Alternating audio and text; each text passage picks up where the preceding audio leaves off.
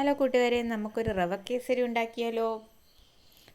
അതിന് വേണ്ട ഇൻഗ്രീഡിയൻസ് എന്തൊക്കെയാണെന്ന് നോക്കാം. റവ വേണം, പാല് വേണം, ഏലക്ക വേണം, കപ്പലണ്ടി വേണം. കപ്പലണ്ടി ഓപ്ഷണലാണേ.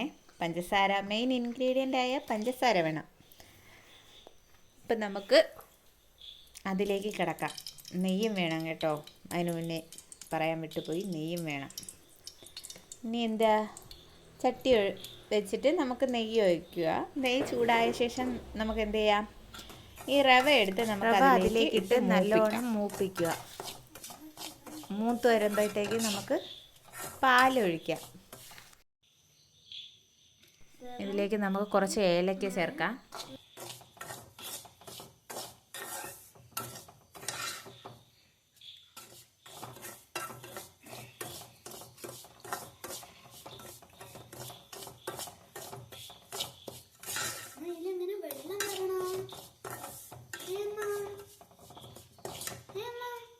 വരും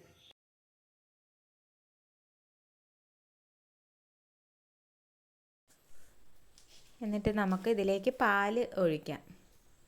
പാലൊഴിച്ചിട്ട് നല്ലതുപോലെ മിക്സ് ചെയ്യുക.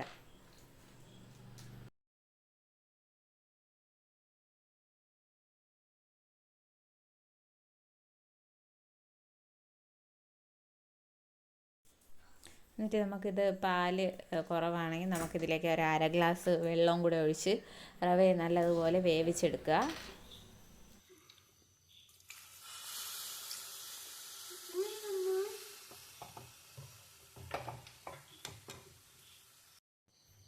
ഇതിലേക്ക് കളർ ആവശ്യമുള്ളവർക്കാണെങ്കിൽ ശകലം മഞ്ഞൾപ്പൊടി ഇടുക.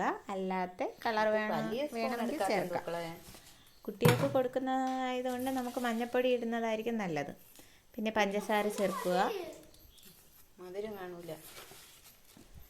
പഞ്ചസാര ചേർത്തിട്ട് നല്ലതുപോലെ മിക്സ് ചെയ്യുക. നമുക്ക് വേണമെങ്കിൽ നെയ്യ് വീണ്ടും ചേർക്കാം കേട്ടോ. നെയ്യ് വീണ്ടും ചേർത്ത് കൊടുക്കാം.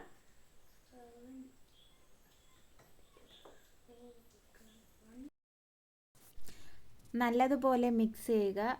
അങ്ങനെ നമ്മുടെ റവ കേസരി റെഡിയായി കഴിഞ്ഞിരിക്കുന്നു. ഇനി ഇത് ഒരു പാത്രത്തിലേക്ക് മാറ്റി നെയ്യ് തൂവി എന്ത് ചെയ്യുക, ഒരു പാത്രത്തിലേക്ക് മാറ്റിയിട്ട് നമുക്കതിലേക്ക് ആക്കാം.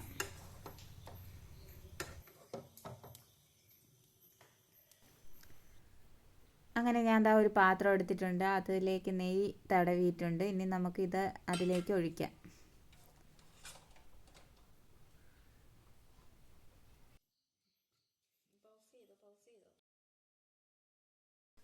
നട്ട്സൊക്കെ ഉള്ളവർക്ക് ഇതിൻ്റെ മേളിൽ നട്ട്സ് വെക്കാം. ഞാനിപ്പോൾ കപ്പലണ്ടിയാണ് എടുത്തേക്കുന്നത്. ഞാൻ കപ്പലണ്ടി അതിൻ്റെ മണ്ടയിലേക്ക് വെക്കുന്നുണ്ട്.